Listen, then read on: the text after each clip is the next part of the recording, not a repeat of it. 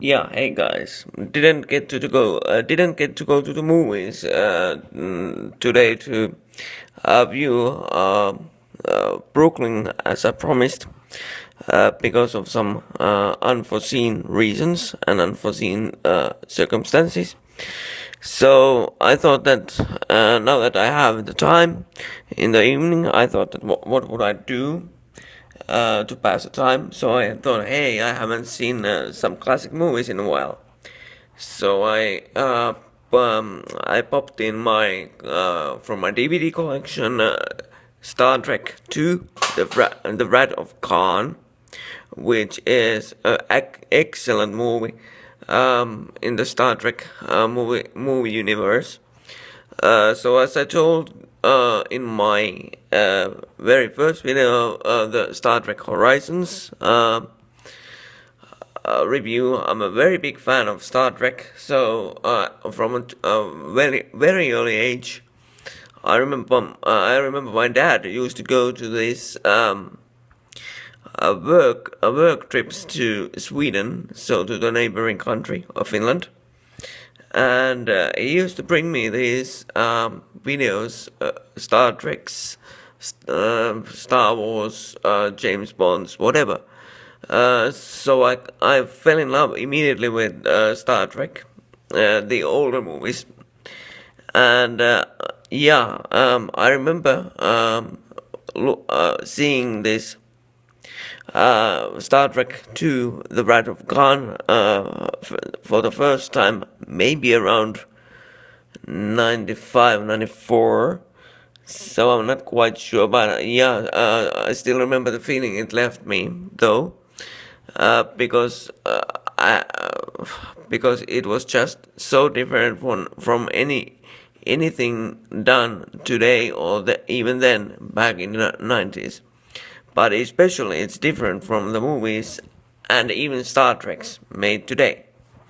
Because if you ask me, I think the J.J. Abrams franchise Star Treks, they are just not Star Treks for me. They might be for somebody else, but again, this is just me.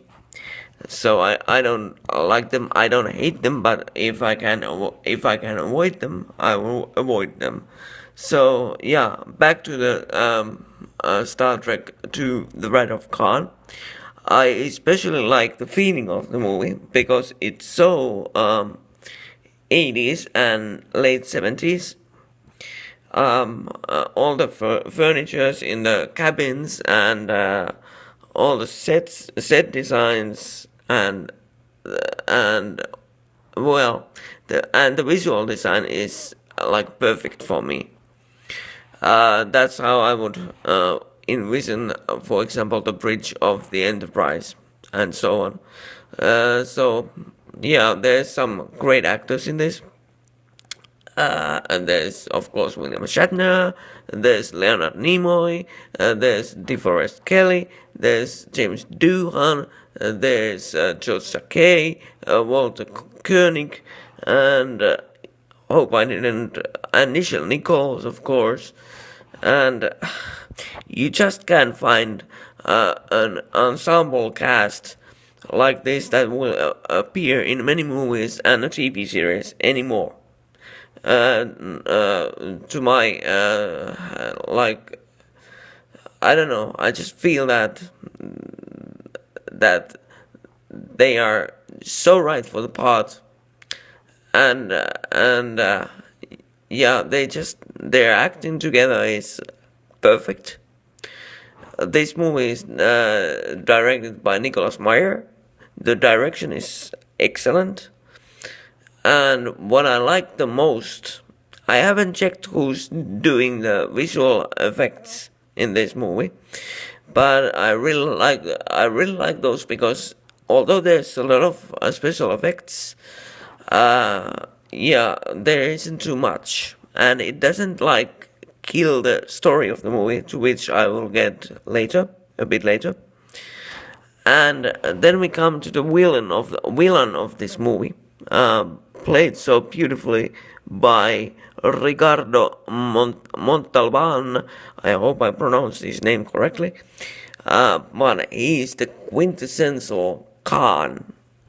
Let me say that again. He's the quintessential Kahn. There's overacting, but it's a different kind of overacting, and he's not trying too hard. And you can see that it's it's different from the Star Trek movies of today, where Khan was also portrayed by, who was it, uh, Cumberbatch or whatever his name is, but I didn't get it. Maybe I'm a child of the 90s in a sense, although I was born in the 80s, but I'm a child of the 90s in that sense that um I don't like these reboots they are doing these days, because this Star Trek 2, The Wrath of Khan, it's not a reboot, it's an original idea, it's an original movie, it's an original plot, and yeah, it's so much different. Of course, it's a bit campy, but back to Ricardo's portrayal of Khan, he's the quintessential Khan. That's all I can say. He's perfect for the part. His accent is perfect. He can be menacing. He can be funny. He can be brutal. He can be tough. He can be enjoyable. All of those, and the only thing I miss about his part in the movie is that we don't get to know his crew that well, because he has a crew with him. That's part of the story, and as I said, I will get to that later. But yeah, he's the perfect villain for the Star Trek universe. So then to the main cast, like William Shatner. Shatner, in my mind, kills it in this movie. He absolutely kills it. He's so good, and also the now deceased Leonard Nimoy. He's excellent in this movie, and the like twist in the end is just perfect. It's just right for Spock. It's absolutely perfect. And then DeForest Kelly, his dry humor and wits are just right. They're like you hit the nail. You hit the nail with that one. Yeah, I wish they would do like these new Star Treks. The portrayal of Bones. That's DeForest Kelly's character's name, but the portrayal of Bones in the newer movies by J.J. Abrams, it sucks. It literally sucks, and there's just something that this new guy, whose name I forgot, because I don't really save any space in my brain for those new movies. I forgot his name, but he overacts, and that's the thing that DeForest Kelly never does. He doesn't overact. He acts, but he doesn't overact. And then the supporting cast for those three, like James Doohan, Walter Koenig, George Takei, yeah, they are just marvelous. I like Walter Koenig's accent. I heard him speak like 1 year ago without the Russian accent of Chekhov. So I was I was horrified that what does he sound really like this? Yeah, I can't say enough about this movie, and the plot is so perfect because it at the start you are shown like the normal lives of the Starfleet officers and crew members. They go through training. They have their hiccups in training. Uh, they get some instructions from the instructors and Admiral Kirk, and yeah, and then we go to Captain Kirk's William Shatner's character's home, which was so perfect. The scenes in there with Dr. McCoy, Bones, and Captain Kirk, they are just excellent. They are perfect. I really enjoy them because they are not horrid. There's no added anything added that doesn't have to be added there. They're just so simple, and there's no lights going on in the background. There's no visual effects. There's nothing. There's just two men acting it out. So yeah, it's perfect. And then when we get it going, the uh, when we go to space after these scenes that happen on Earth, when we go to space in the uh, Starship Enterprise, I remember I was literally surprised because now the old crew is being replaced by these new trainees, and the old crew is kind of there just to watch over, and it's training crews, and the older crew is kind of in the background, and the new crew is getting their bearings straight, and then just all hell breaks loose, and they have to go after Kahn and stop him from attempting to destroy whole worlds with this new weapon called Genesis. And yeah, I don't want to give too much away if you haven't seen this movie, but oh my goodness, go and check it out. Go and check it out because there's nothing done today that comes even close to that, to the level of filmmaking that is in this movie.